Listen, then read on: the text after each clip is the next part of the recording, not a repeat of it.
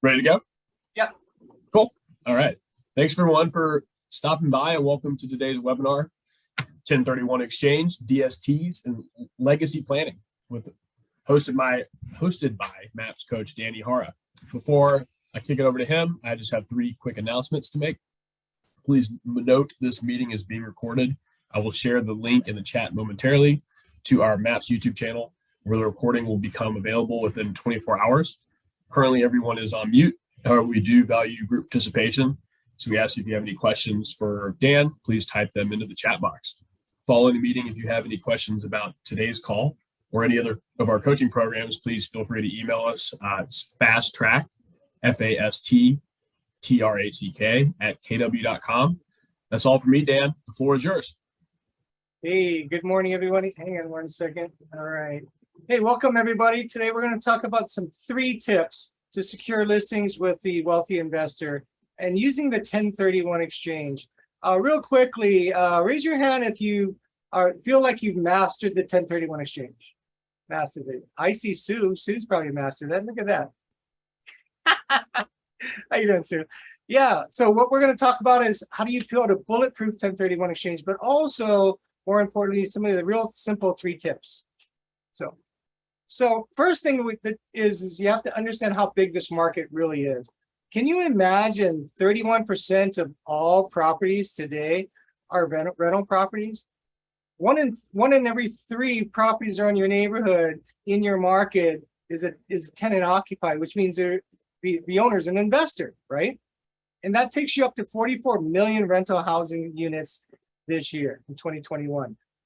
And what if, my other question is, who owns them, right? Well, what we do know is that they're not 20-year-olds. They're likely 50s, 60s, 70s and up, right? They're the older population that have amassed wealth over time. And the really interesting thing about this demographic is most of them don't have a mortgage, right? They've just got a massive amount of wealth sitting there, and sometimes it's not doing everything that it could do for them. So 3 tips to secure listing with investors. Number 1, understand what the real opportunity is, right? Number 2 is define what your goal is. And number 3 is create a plan, okay? It's pretty simple. We'll dive into this. So number 1 is, if you were to go in to every listing appointment, well, let me ask you this. How many of you, if you went into a listing appointment, asked the question, what other properties do you own? What other properties do you own? What I found is when I travel the country and speak to real estate agents, a very small percentage, less than 10%, actually even ask that question. And that's really what the opportunity really is. It's the people that you're already talking to have other properties, right? And the question is it performing at its goal? First is understanding what the goal is. And second is it performing to that goal, right? And then the other question is, who do you know that owns any other investment properties? So what you're doing is first goal is identifying what the market looks like, right? In your current database, if you were just to not even go outside of your current database, ask those questions, you're going to reveal people that have investment properties. And that's step number 1, is identify the target market. Bring them to the surface so that you can have a conversation around the next step. Well, where do you find these investors? Most of them are going to be in your database. We find them at open houses. When we ask them, are you buying for yourself or are you looking for an investment, right? You're going to be able to find these folks, right? What's really worked for us is direct mail.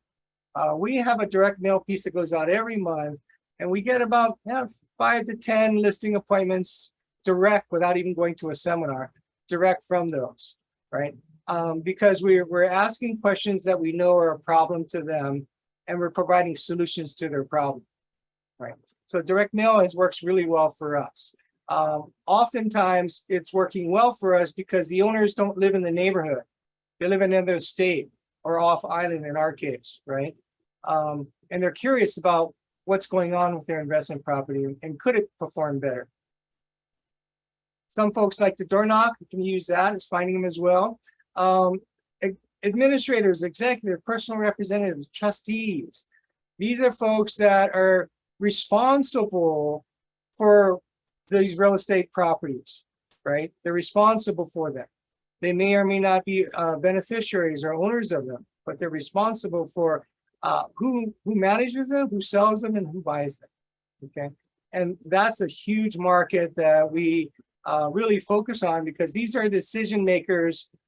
Imagine when somebody passes away, you have one of two routes, right? The first route is if it's not in a trust, it's going to probate. Well, we'll talk about how to get through probate. The second route is if they're a trust, it's in a trust, then it's going to go to the trustee, or what we call administrator, executor, personal representative. They're all similar in its role, right? And they have to. Their job is to facilitate the instructions of the trust, which is the instruction manual for all the wealth of the person that passed away. Right? And that person is going to be responsible to figure out what to do with it, right? And those are the folks that will help us. Yes. Sorry, 1 second. Are you on screen share? Are you trying to screen share a slideshow right now? Oh, you haven't seen any of this? Not yet. Okay, my bad. I didn't know if you were still working on it or wanted to make sure it was synced up. And May asked the question. Thanks for asking that question, May.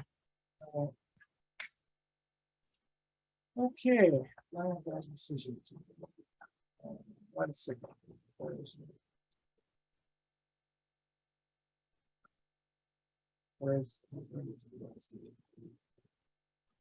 Why do we not?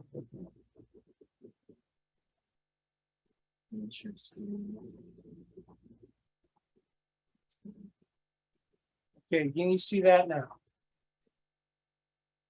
Is it up? Yeah. Yep. We're in. Thanks. My apologies. Can you still see it?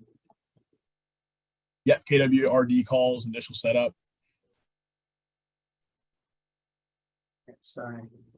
Sorry, I was running from a regional meeting to this. I didn't set up well. Busy day. All right. Yeah, it is a busy day. Shoot.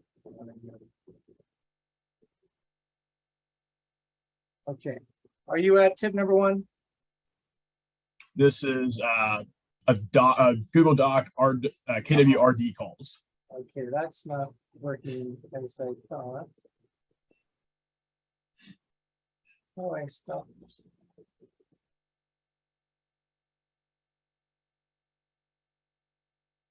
So sorry.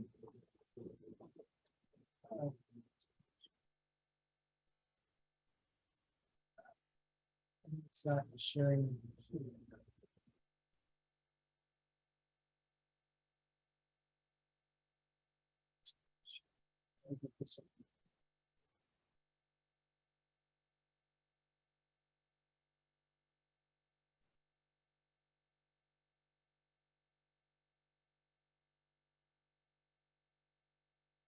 Okay, my apologies. Let me try this one more time.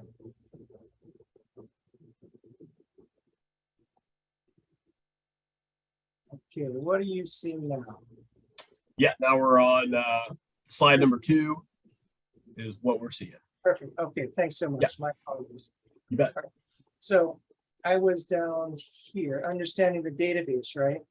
And so the administrators, the trustees, the personal representatives, all these folks are the ones that are going to have the power, decision-making ability to sell real estate from somebody who passed away, right? If you can imagine 2.1 million older adults over the age of 65 will pass away this year, 80% of them own real estate. Well, there's going to be a person called a trustee, and they will be responsible for liquidating that asset, right? And they're gonna have challenges, they're gonna have problems, and if once we are able to solve those problems, you're going to be able to get a listing. Allied partners. So we look at that as financial planners, CPAs, trust attorneys, private bankers, wealth managers, right? Everybody that a wealthy adult goes to for advice, those are the people you want in your world. Okay. So in our model, we teach you how to build that database of allied partners, because these allied partners are the ones that will be in touch with a family or a wealthy older adult that has to make a decision. The other is seminars. We've been doing seminars for 17 years. I've done over 1,000 of them. We still do them. During COVID, we slowed that down and then we went virtual. Now we're just now going back into the live, and this first quarter will be a new change for us. And pretty much everywhere that you are.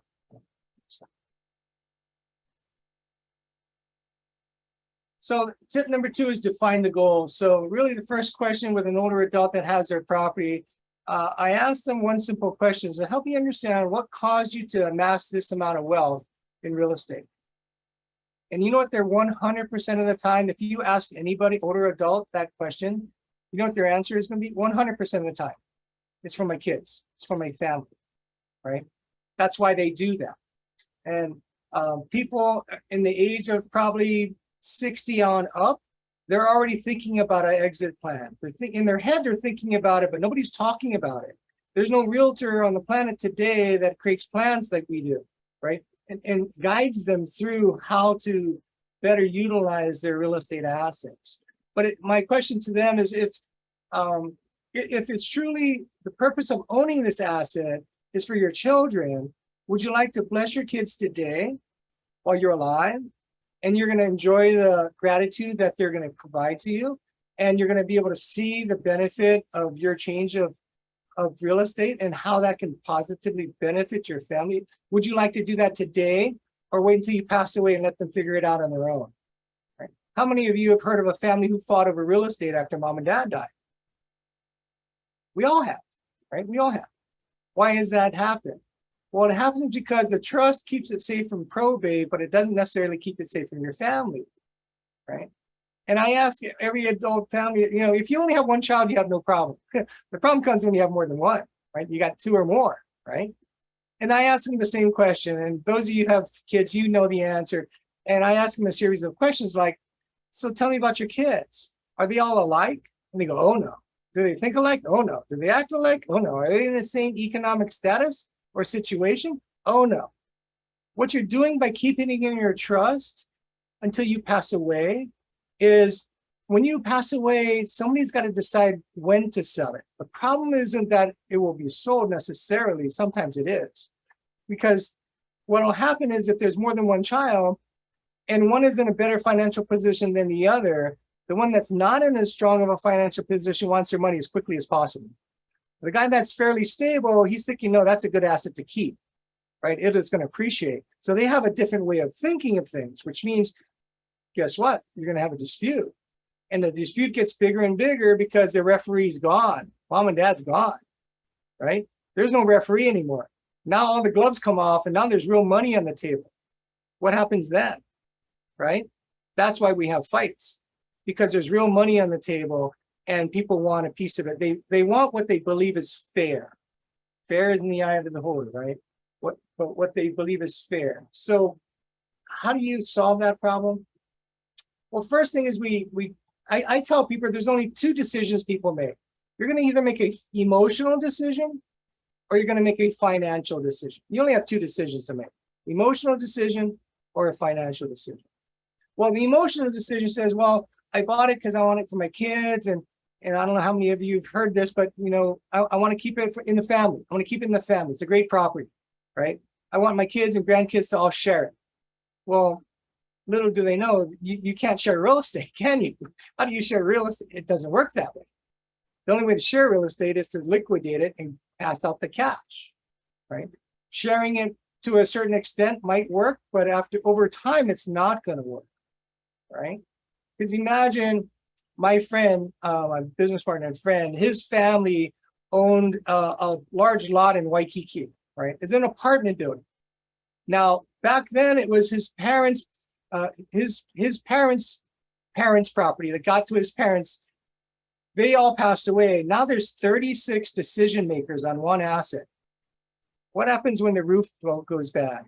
What happens if you got to fix stuff? And not everybody has money to do it. What happens then?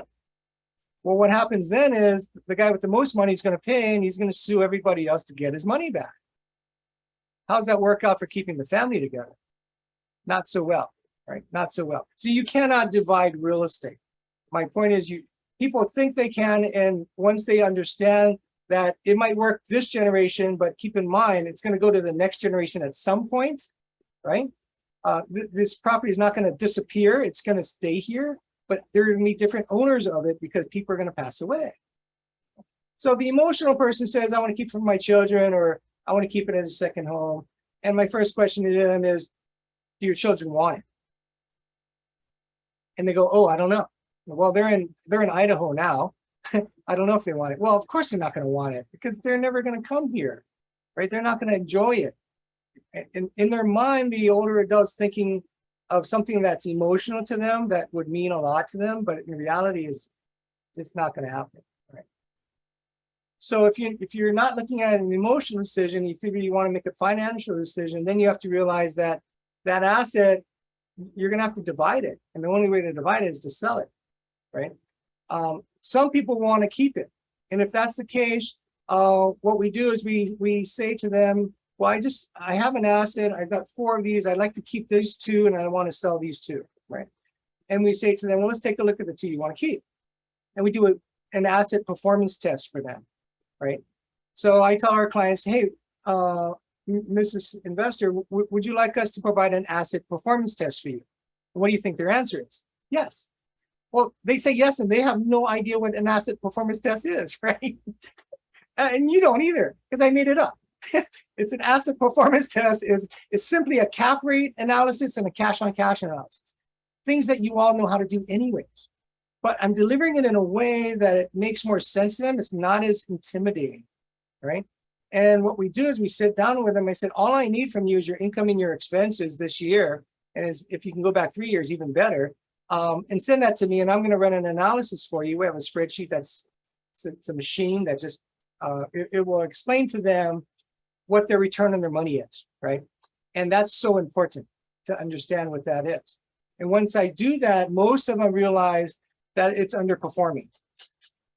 In our market, we're in Hawaii, along with parts of California and some of the East Coast. Our cap rates are low. When you go to the middle of the country, cap rates are higher, right? In the middle of the country, we can get 8 to 12% cap rates. Along the coast, along the water, no. I mean, for us in our market, if we can get 3 to 4%, we're pretty happy, right? That's really low for most of the country, right? But many of these guys are getting 1 or 2%. And so when I say to them, hey, if you could double your money without spending any money, would you? The answer is yes. And so we have a sell and a buy. We have a 1031 exchange client that's going to sell a property that's full of cash, has no mortgage. They're going to buy something equal or greater than with no mortgage. They're a cash buyer. They're going to be your strongest buyer that you can find in this market. And they're motivated because there's a time frame attached to it, right?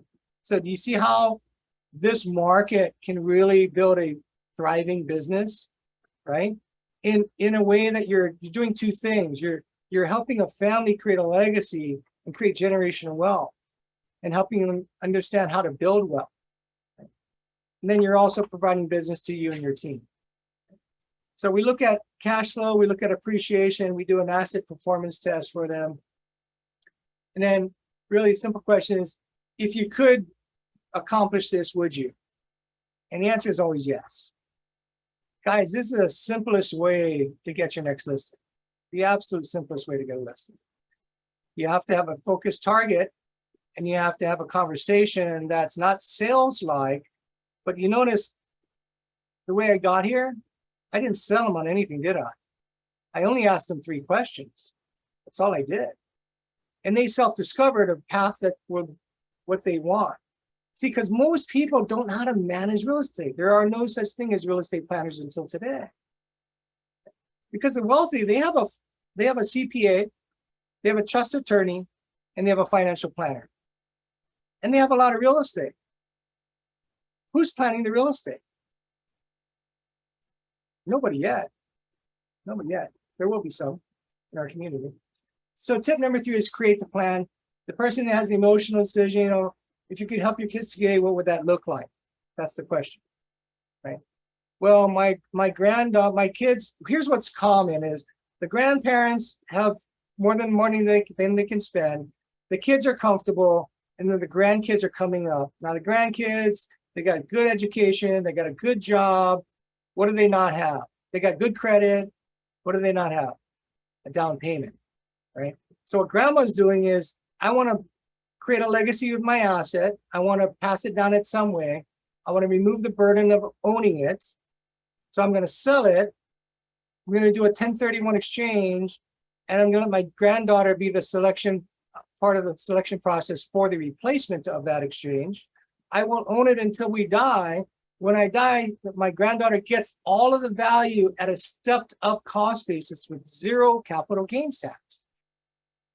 That's how you build wealth, not pay taxes. It's really simple, right? How do you build wealth? Prevent taxes from showing up in your world. A 1031 exchange will defer your capital gains taxes until you pass away. Then it gets eliminated because you get a step up in cost basis, right? And so that's really, really important to know. The difference between a carryover cost basis and a step up in cost basis is vital to understand, right, in bringing a planner.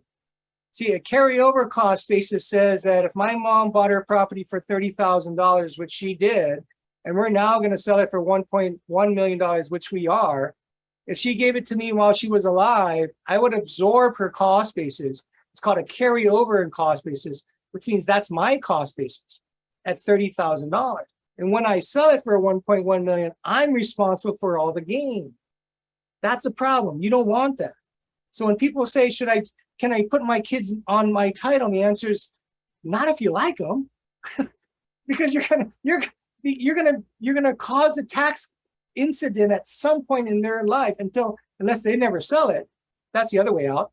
They never sell it. You know, the kids get it at a step up, right? But most of the time that's not going to happen, right? And so be very careful. Carryover cost basis is expensive. A step up in cost basis is the strategy. Create a step up in cost basis so there's no capital gain tax, okay? And then those that say, you know, yeah, I want to make a smart decision. I want to make a financial decision. And so the first question is, what does that look like? And we have to understand what it means to them. So there's only two routes that people go. They're going to either go for cash flow or they're going to go for capital appreciation, right? And everybody wants both, right? Doesn't everybody want both? Everybody wants both. They want their cake and eat it too. Well, sometimes that's possible in some markets, which we just had. The market we're going into, you know, you're probably looking at more cash flow.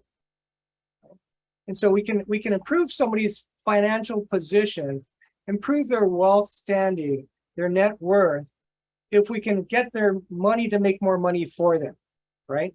If you take an asset that's only generating 2% cap rate and you get it to 4 or 6%, and without spending any money, that's how we help people build wealth, right? And that'll help them transfer more wealth to their next generation, which is really their goal. So how do we do that? So I go to them, I call them strategy sessions. I don't call them listing appointments. There's a strategy session because we're trying to create a strategy, right? And once we create a strategy, then you get the listing. Right? So we start by asking these questions. Would you like to do this sooner than later? The answer is yes. Okay, let's put a calendar to this. I actually bring a calendar with me, like 3 months of calendar, and I say, here's what that's going to look like, right? And, you know, and we talk about what needs to be done to get it on the market. Is there any decluttering or repairs or cleaning or staging or any of that stuff, right? All the listing management work that needs to be done. What does that look like? I'm going to put it on a calendar. And that's my trial close, right? The trial close is if they keep nodding their heads, that makes sense, that works for me. Guess what? Once you get somebody to say yes 7 times, the 8th times, I don't care if I tell them the sky's pink, they're going to say yes, right? And that's what you want to do. Get them into the pattern of the yeses by asking them these questions that pertain to a journey that they are subscribing to, right? What you want to do is get somebody to subscribe to something that they want, not something they don't want. So that now that they have wanted that, we create a plan for that. Then we put it on the calendar and you get your listing signed. Simultaneously, though, you're going to start looking for a replacement property. Simultaneously, right? You're looking way before you even need to buy.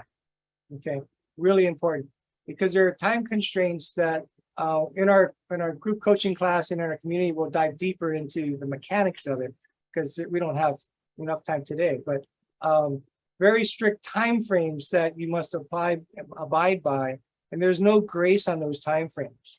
So I have done over 200 1031 exchanges, and I've never failed a 1031 exchange. Never failed. One of the questions that we always ask an investor before they decide on selling it, before they decide on doing a 1031 exchange, you ask them a series of questions. First is you want to find out who their CPA is, who their financial planner is, and who their trust attorney is. Why is that? You're building your database. You're building the people that you will start to work with, right? Because what we do as a real estate planner is you're the quarterback of any real estate decisions. Now, you're not a CPA, you're not a financial planner, you're not a trust attorney. You don't do any of those roles, but you're going to need them, right? And when I say need them, one of my first questions I asked them is, well, can you ask Jane, your CPA, to tell you what your tax burden will be if you fail this 1031 exchange? I need you to understand what the burden of the pain of failure is. I need a number. And you get them to tell you that number. And that's the button you press all the time because you don't want them to have that, right? But if they say, it's just a lot of money, there's no human attachment to that. You need a number, right? And that's what's the motivator that will help you. Besides the calendar, it's going to be the tax burden that we want to avoid, right? And you're the savior to that problem, right? We have clients that have lost hundreds of thousands of dollars if we fail. Hundreds of thousands on capital gain if they fail, right? And so you want to make sure that failure is not an option. And I say to them, if that's so painful and you want to avoid that at all costs, we need you to follow this plan. We create a plan for them. We say, we're actually going to start looking today, even though you're not ready to buy today, because I want to know what you're looking for. So when we are ready to buy, I can send in an offer the next day, all right? I'm going to send in an offer the next day. So you're going to expedite everything. Now, when you talk to people like that, ladies and gentlemen, they're going to listen to you because there's pain that's very hard to digest. That capital gain tax amount can be significant, right? And you want to use that to your advantage, right? Yeah. What we're also finding now is that we're seeing people in areas like Hawaii, California, Oregon, Washington, some of the East Coast, because the returns are so low, they're selling it and they're putting their money in the middle of the country. Georgia, Texas, Tennessee, Idaho, right? Colorado, because your return's going to be better, right? And that's what we're building as a community, that we can get that information out to people and do our 1031 exchanges within our own community of people that are trained to do this. And that's one of the goals. So the opportunity is really, these investment properties are a burden to them. They'll get to an age in time that after they're retired and probably in their 60s and 70s, they have more money than they can spend. The property that they own, some of it has physical deficiencies. The roof's leaking or electrical's old or whatever it might be. The weeds are too tall. They don't want to manage it. Some of these folks were managing it themselves, right? They were self-managing it because they were very industrious people that were entrepreneurs ahead of their time. And then there's people that are burdened not physically, but they're burdened mentally because of it. It's a mental concern to them because when you put yourself in a person that's 60s, 70s, and 80s, and they're trying to create their exit strategy, and they're thinking down the line, when I'm gone, my kids are not trained to manage this like I have. My kids are not, they're not business people. They don't know numbers. They don't know how to manage wealth, right? That's what they're telling us today. They said, if I do that, that's a problem, right? So it's the burden that we relieve from them, the physical burden and the cognitive burden that they all have. The second solution that you have or opportunity is that, well, yeah, I want to get rid of it. It's a burden. I know that. I want to just sell it. But, oh, shoot, there's this thing called capital gains that's going to take up 20 to 30% of all of my money. I don't want to do this anymore, right? They're concerned. Until they hear about the 1031 exchange that can defer all of those capital gains. So there's no capital gains tax and create it such that it's passed on to their children at the point of death. And there's step up in cost basis and no capital gains tax. And once they hear that's possible, they go, huh, who can help me do this? Well, you can once you're trained, right? The other thing they're thinking of is like, when I ask them who it's always for their family. Right? And it's not only for the kids, they're really thinking of their grandkids at this point. Because most of them, some of the kids are financially stable, but their grandkids aren't. And so they want to bless them, right? They want to create an inheritance plan. But nobody's talking about creating an inheritance plan with real estate. Nobody does that. How come? Because nobody's thinking about how do you transfer wealth. See, the real estate planner teaches people how to build wealth and transfer wealth. But the transfer of wealth is the listing side. The transfer of wealth is what you're going to need in this market. It's the market of the moment, because I've been on regional calls all over the country, guys, and the same information exists. We're down in listings. We're down in closed volume. Why is that? Interest rates are going through the roof. Stock market's going through the crappers. Everyone's values are going down. So the move-up buyer is not doing it, right? They're going to sit still for a while, because the move-up buyer, while they need more space, they don't want to go from a 3% interest rate to a 7% or 6% interest rate. They don't want to do that, right? So those guys are going to sit still. Who's going to be selling? This market. The market that isn't tied to interest rates, isn't tied to the stock market, isn't tied to economy, is tied to a physical or emotional need for the family. And once they hear about this opportunity to create generational wealth, just hearing the words generational wealth puts a tingle in most people's back, right? I would want that. The question is, how do you get there? And you get there through this plan, the plan that you can create to create generational wealth, the transfer of wealth in real estate, an inheritance plan with their real estate that can be appreciated today, can be realized today, and benefits appreciated today. What's also good is when they sell, guys, they're a cash buyer, right? They don't have a mortgage. They're the strongest buyer you got. And not only are they the strongest in cash, they're strongest in motivation. They have a time frame, and they know what failure looks like. Remember, we covered that. Failure is painful. So they're not going to be as picky, right? They won't be as selective as a home buyer that's, oh, I don't like the walls, they're the wrong color, ivory. It's like, no, they don't care about that stuff, right? What they care about is, show me the numbers, right? And does this help me create a plan of legacy for my family? Many times it's not about math. Most of the time they're doing this for their kids or their grandkids, which means they're not even looking at the income.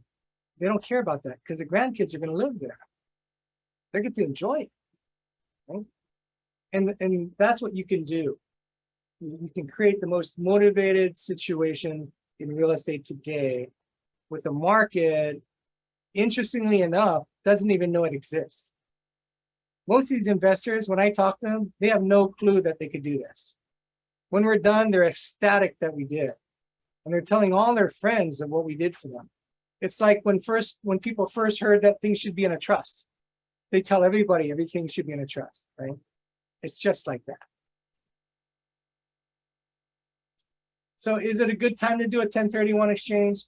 Well, it's an absolute great time if you want to upgrade or increase your portfolio. This slide is actually one of the slides we use to the end user, our clients, at a seminar. If you want to increase or upgrade your portfolio, a lot of our clients have really badly deferred maintenance properties. We had one guy that the house was so bad, he had to tear it down because the vagrants were living in it. So he tore it down. Now it's a vacant lot, obviously with no income. For years, he paid property taxes on that property, and he had zero income. He comes to one of our seminars and said, can I do a 1031 exchange for the land? I said, absolutely. It's the best asset to do. The best asset for a 1031 exchange is vacant land. Why? Because most of the time, vacant land doesn't create income. See, in investment property, there's only two types of piece of real estate. There's an owner-occupant property, and then there's an investment property. There's only two types. One you live in, one you don't. Would you agree? No one can dispute that, right? There's only two types. You live in it or you don't. Well, if you don't live in it, you should be looking at that as an investment, similar to a stock or bond. similar to any other asset, valued asset that should be generating money for you. So the next question is, how's that working for you? The absolute no, right? We took a guy that was making $0, paying, I think he was only paying like $5,000 or $10,000 a year for property taxes and everything. And oh, by the way, he had to pay a yard guy because the neighbors kept complaining that the weeds got too tall, right? All that expense, no income. We sold it. We did a 1031 exchange. We put $2,200 net in his pocket every month. You want to change lives, ladies and gentlemen? This is one way to help people change lives. Help educate them to build wealth and to transfer wealth. Right?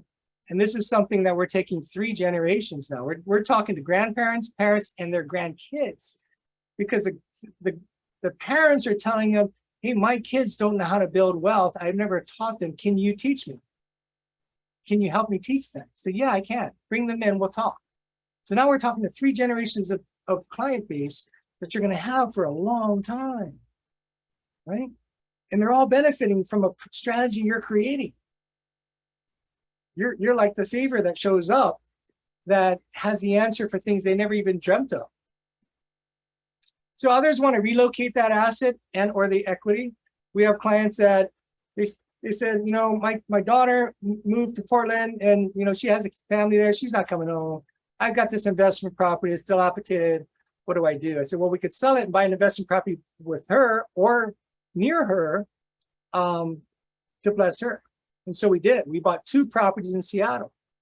Right? One that the son and daughter-in-law are living in. The other one is an investment property. And when they pass away, the kids get it tax-free. Right? Because it's better than the house that's dilapidated in an area that nobody wants. Right? So relocating that asset, again, life-changing. Right? Exchanging to a lower cost or maintenance asset, right? There are some of these that have high HOA fees, right? I don't know if you have them in your area, but if they do, you can move them out of that or you move them to a different market. Like it's a lot cheaper to run a property in Georgia than it is in Hawaii, right? There's a lot of opportunities for that. Some are exchanging for a higher cash flow market.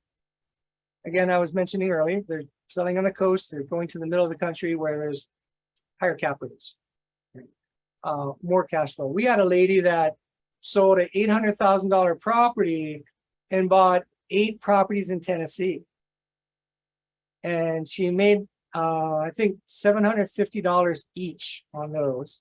And I said, why would you do that? She said, Dan, my husband has cancer. We don't have medical insurance and the cancer treatment is expensive.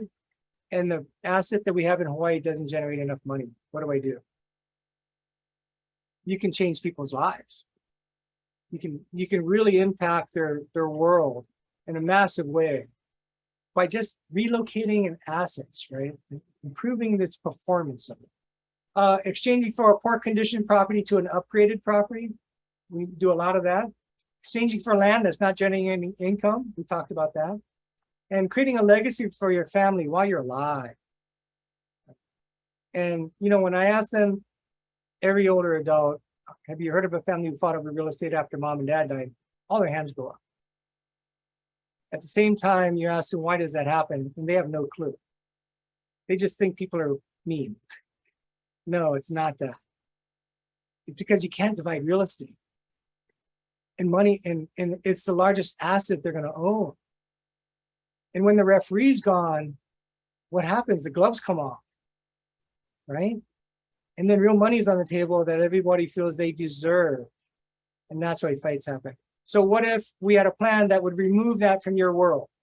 It never existed in your world. It exists in everybody else's world. It doesn't exist in your world. Your family stays together forever. And they're thanking you every day until you pass away for the blessing that you placed on their life. Different story, right? Guys, we can help write stories for families that totally impact the generations to come.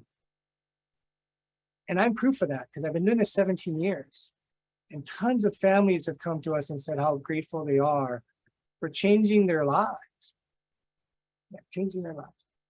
And then what also happens is possibly increasing a depreciation schedule. See, Depreciation is another way that we help people generate wealth, understanding how depreciation works, right?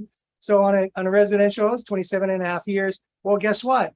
All their depreciation's gone, right? That person who bought it, in their 30s is now, what, 60, 70, they have no depreciation left. So smart guys are saying, how do I reset that? Well, the way you reset is you sell your asset that's depreciated down, you buy another asset in an area of which the improvement's much greater than the land value. And that's why they're moving to the middle of the country, right? Because along the coast, the land value is higher. In Hawaii, the land value is higher than the improvements. So the amount of depreciation we get in Hawaii is so small. When I go to Georgia, Tennessee, Texas, my depreciation is enormous now. Another way to change your life. You're putting more money, net money, into their pocket. I'm not a CPA. I don't go into the details of that. I asked them to talk to their CPA. And I asked them to tell me what the CPA told them. And they all agreed that that's the only way to reset your depreciation. So what we make sure you always advise them to seek the counsel of their CPA. And make sure they're clear that you are not acting in that fashion at all. I have no knowledge or training on it. We understand general information. When it comes to taxes, please seek the advice of your CPA. In fact, get their name. Most of the time, what I did when I was building this business, I get the names of all of their clients. Their financial planner, the CPA, and a trust attorney. And I asked them for their permission. Would it be okay for you if I kind of contact them and let them know we're working together? They all said yes. Nobody says no, because they want us to be included. Right? And so what happens is, after a while, they tell me who their financial planner, CPA, and trust attorney is. Oh, I know Rando. I just talked to him last week. Oh, I know Jimmy. Yeah, we played golf last week. You know what I mean? What does that do to the older adult? Give them so much confidence that you're part of the trusted environment. See, guys, you want to build that trusted environment, because that's where trust happens for the wealthy, right? And these folks are going to, once you reach out to them, what I did, that was my lead generation, by the way. In the down market, I started in 05. We hit a down market 6, 7, and 8, right? My lead generation was those three. And I made a list of them and I took them all to lunch. I said, my goal is we have a lot of clients that are selling real estate and they need your help. Are you taking on new clients? The answer is yes. Great. Would you like to have lunch? I'd like to buy you lunch. I'd like to learn about your value proposition. Right? They tell me about what they do, and then I tell them what we do, and they go, wow, you do all this? So yeah, who do you know that I need to talk to? Well, this person, and then they start giving me referrals. It's funny how this works, right? If you constantly come from contribution in your world, good things will happen, ladies and gentlemen. Always come from contribution. Right? And that's how we built this model. So we have a class called Securing Listings with the Wealthy. It is 4 classes, 1 hour each. It's $199 for all 4 classes in total. The first is understanding the opportunity with the wealthy older adult. Deeper dive into that. We're going to talk about becoming a senior relocation specialist. The biggest challenge that the older adult's going to have is their home doesn't work for them anymore. Maybe they're a widow. Maybe everybody passed away. Maybe they have knee problems and can't go upstairs anymore, or hip problems. Those are the most common reasons why. Physically. Next reason why is emotionally. They're just lonely. They don't want to be alone. The other reason why is cognitively, mentally. The grandkids keep coming over and the car's got more dings in it, and finding the stove left on. All these things will show up over time. And so the senior relocation specialist is, how do we deal with that client? How do we make them feel comfortable? How do we, all they need to know is that, do I like you? Do I trust you? And do I believe you can help me? Those are the 3 things you need to know. Do I like you? Do I trust you? And do I believe you can help me? If the answer is yes to all those, you're going to get a listing. You're going to build your business around it. And understanding the relocation part is something that very, very few realtors know. Very, very few. Yeah, we even built a senior move management company about 14 years ago. We moved over probably 1,500 families during that time. And then we're going to talk about learning the 1031 exchange. Delaware Statutory Trust is DST. A DST, a Delaware Statutory Trust, is your safety net for replacement property on a 1031 exchange. That's how you never fail. Okay. And understanding what that is and the solution is really important. And also legacy planning as you grow that business. And lastly, we're going to talk about wills, trusts, and probate. Because when somebody passes away, it'll happen. Trust and probates will show up. Right. If you're known as a trust sale specialist or the probate specialist in your market, and you have solutions for people, people will come. Yeah, they know that you're the easy button for them. Because the people in this kind of situation, they're looking for someone to take care of all their problems and make them go away.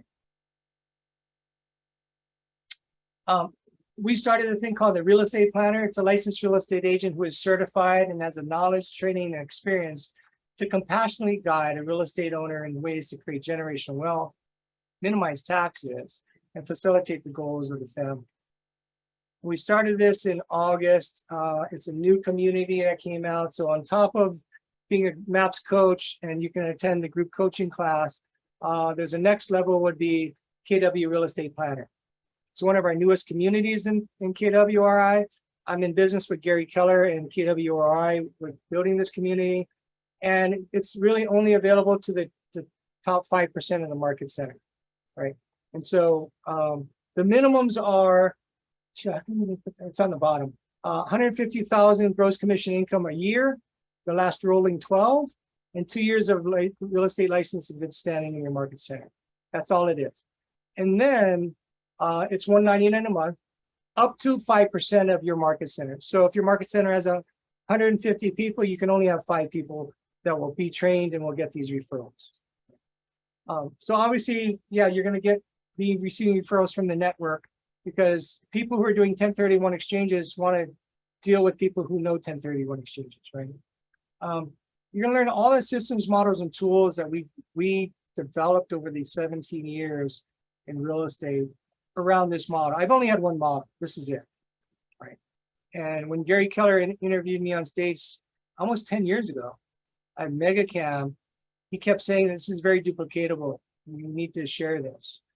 And 10 years later, we are sharing in a community with him because he truly believes that this is the market of the moment. So you get monthly training. Every month there's a 1 hour training, 1 hour mastermind, and 1 hour any knowledge check. Right. And so the first quarter, 3 months, senior relocation services, we're in it now.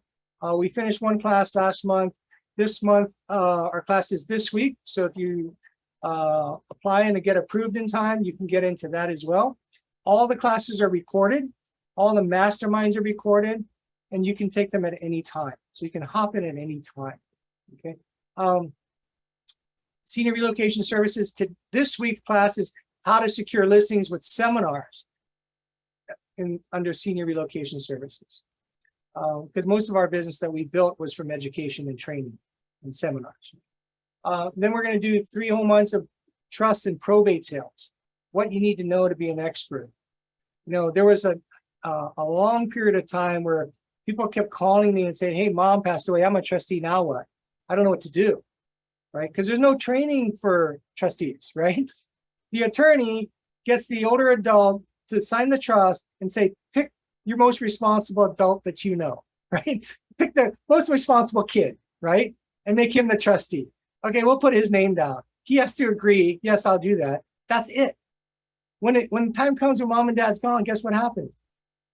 They got to figure it out. Well, there's no training on this until we showed up.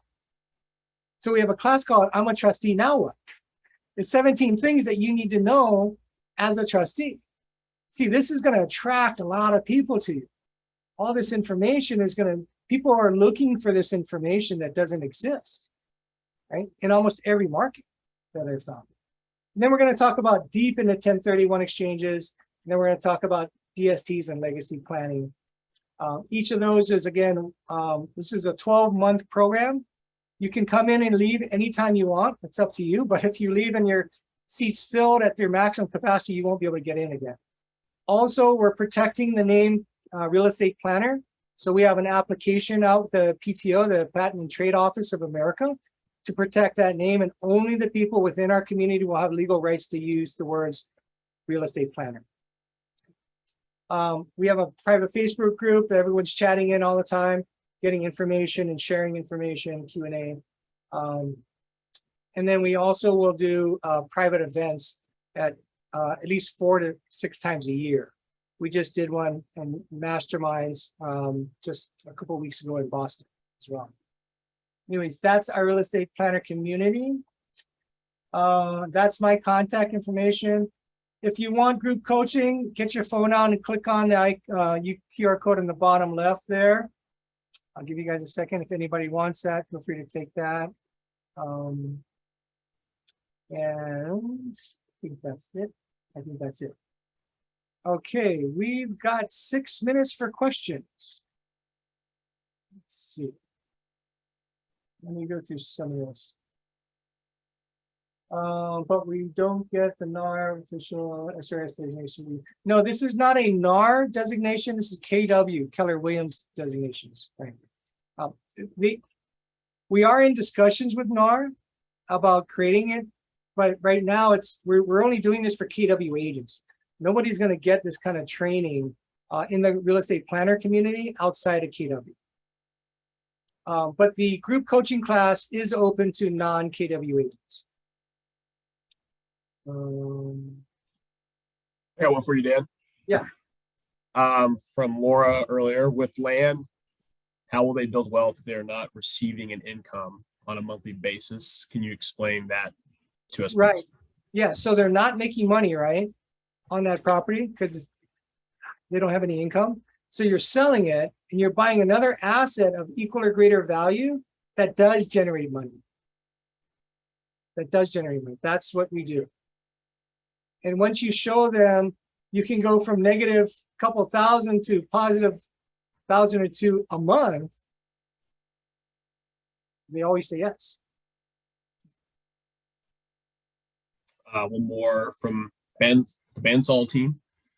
Can you explain again how to set up cost basis? Yes. Can be done in regarding to timing of person owning it to their kids or grandkids. Yeah, so cost basis, what cost basis is the value of the property by which you purchased it or it was transferred to you. There's a date of value, okay? So if my mom passed away and gave me her property today, you want to make sure that your clients get a date of death appraisal. Okay. That gives me the cost basis of it if my mom passed away. Now, if I bought it, my cost basis is what I bought it for, plus I get any improvements I have receipts for. We call that adjusted cost basis, right? So what you bought it for is your cost basis, plus all your improvements, which you have receipts for. Be very clear, because everyone says, I built this pool and I built this, but my brother's cousin Joe's friend did it and they paid him cash. Well, that IRS doesn't like that, right? So cost basis plus any improvements to the property is your adjusted cost basis. Did that answer your question? Can I just ask a little bit more detail? So let's say mom passed away. Now the kid got it for $1 million. If they sell it, they can do 1031 exchange. Well, see, if mom had it and she passed away, and then how long ago did mom pass away? Just let's say 2 months, 3 months, right after passing the mom, they want to do 1031 exchange. You won't need to. You won't need to, because you get a step up in cost basis. So as long as their name wasn't on title, if mom's name's on title and they're the trustee of the trust, you get it at a step up in cost basis. So the cost basis will be the value of the sale. And if it's within 6 months, what CPAs have told me, and you want to check with your CPA, but what CPAs have told me is that if somebody sells a property if it closes within 6 months of the date of death, IRS will consider that as the date of death value. And therefore there's no capital gain tax because the cost basis stepped up to the market value. So there's no gain. Okay, so let me just rephrase. So the kids should not be in the name of the title. They should be only the owner of the trust, but the No, trustee. they're not an owner of the trust. The owner of the trust is the trustor, right? The trustee is the person that receives it upon the death. So they don't own anything. They're the beneficiaries of that trust, likely. Right, and then once they get it, they can do anything with that property with the updated cost basis. Yeah. As long as they sell it within 6 months, they're good as gold. Now, if they hold on to it for a couple of years, now they're going to have some gain, and they're going to be responsible for that gain. So Yeah. most people say, well, upon mom's death, they want to sell it because they got to split it up. Right? They don't want to keep it. Okay, so they can sell it within those 6 months, and then they can do Anything they want. So if they sell it in those 6 months, it's not a 1031 exchange. It is just a regular sale. It's a regular sale. They do not even have to buy another property. Okay. They can take me around the world with them. For something. So then, is that also true in California? Is that by state or is federal? State and federal. Yes. Yeah, IRS is federal. So 6 months, right? 6 months, we just go by 6 months. Well, again, don't use that. Ask their CPA, right? So don't claim that. I'm just saying, generally speaking. But when it comes to anything regarding to the IRS, I always defer to the CPA. Here's what I was told. That's how I deliver it. What CPAs have told me is, if you sell it within 6 months, then you get a step up in cost basis. You shouldn't have any capital. But that's what we were told. Please ask your CPA to validate that information. Right. We are not a CPA. I don't want you guys to get in trouble.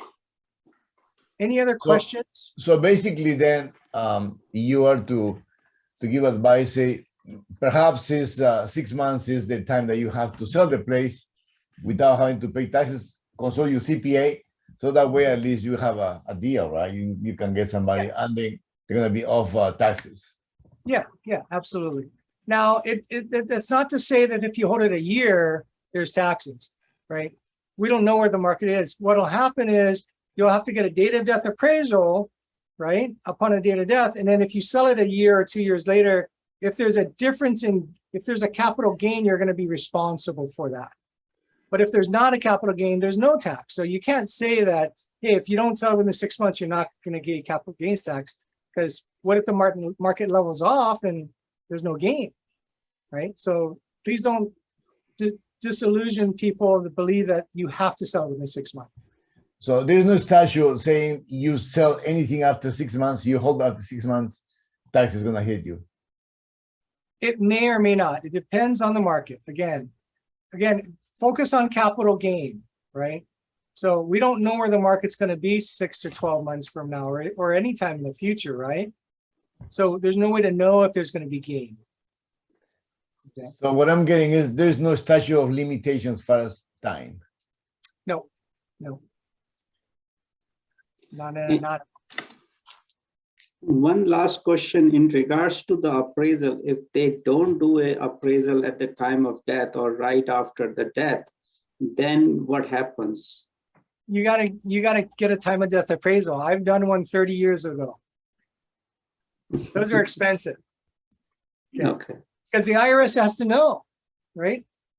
Because the IRS is going to say, well, you're going to be charged capital gains tax, and I don't know what your gain looks like, right? So you got to get a date of death appraisal of when it's transferred to you. So it's not something you can get around. It's something you got to do. But I've had one where it's 20, 30 years behind earlier that they passed away that was transferred over, and they never knew that they're not talking to people that are giving them advice. Thank you so much. It's my pleasure. Any other questions? So then if you were to sign for your program, we have to sign it by this week, right? No, you can sign up anytime. But my point is, this week is our next class. If you want to do it live, then the class is on Friday, right? Otherwise, it'll be in recording. But most people like the live because they can chime in and they can learn more. So Fridays starts the class.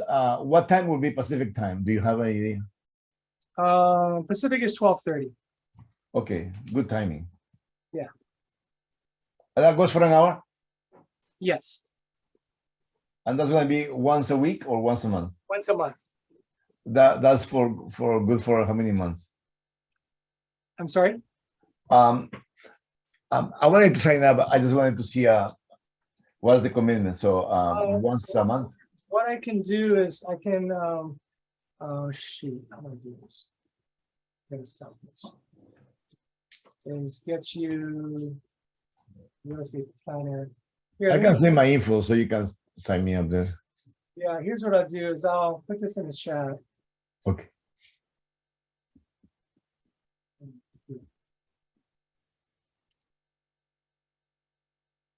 Okay. Anybody have any questions? There, that's it. Yes. I put the link in the chat, so if you are interested, that's how you can get to it. One more question I have is, how does the referral program work? If somebody joins the group, how many people are there and what is the possibility of like how the referrals work? Good question. Organically, that's my answer. Organically, it's you know, our community right now, we have 250 members approved. Mhm. Unfortunately, there's a glitch in KWRI's system, so the number of approved versus number of people who paid in or accepted is much less. So we're tightening that up, but our goal is to have 500 by the end of the year, 1,000 by end of next year. Right. Again, this is not a community that any new agent can join. It's not a community that if you just do a couple of sales, you can join. It's something that if you're an experienced enough agent that has solutions, this is a avenue for you to get listings in a market that will be short on listings. Our business has grown 25% and our market shrunk 25% because we have a very targeted market. And it's everybody that's not concerned about the interest rates. Yeah. But anyways, yeah, I put that in the chat. So yeah, any other last questions? I've exceeded my time frame. Yeah. Just last question. You This have last community, questions. sorry, this community is just ongoing. You just stay in there monthly basis and then. Yeah, well, You know. what I'm hearing is that there's so much value that nobody wants to leave. And it just started. And this is just the first. I went to luxury and I spoke on a panel there. In the masterminds, I spoke on a breakout there. And people are telling me that this brings so much value to them to help them get what they want, which is listings. Do you have a 1031 group that meets either on Zoom or regularly in Hawaii? In Hawaii, no, not regularly. Okay. We do seminars monthly, but we haven't because I was traveling so much. But we're going to get that back on. But, Thank you. You're welcome. If you look at our Facebook page, you'll find a lot of the videos that we've done. During COVID, I did 8 different videos in the month of March, 2 a month. Yeah, and they're all about this demographic. All right. Well, Graham, I think I went over time here. Just to be safe, to sign up, will be Kelly Williams Real Estate Planner planner, right? Yes, Keller Williams Real Estate Planner. I put it in the, if going into the chat box, you'll see it in there. There's a link. That'll help you. If you go to KW Command, you'll see it in the communities. That'll help you. Yeah. So thank you everybody for your time. I really appreciate you attending. Hopefully this, and trust that it brought you value. Our team will send you an email to ask you if it brought value and things that you would like to see more of in the future. But thank you very much, everybody. Take care. Aloha, Have a great thank day. you. Aloha. Many thanks, Dan. You're welcome.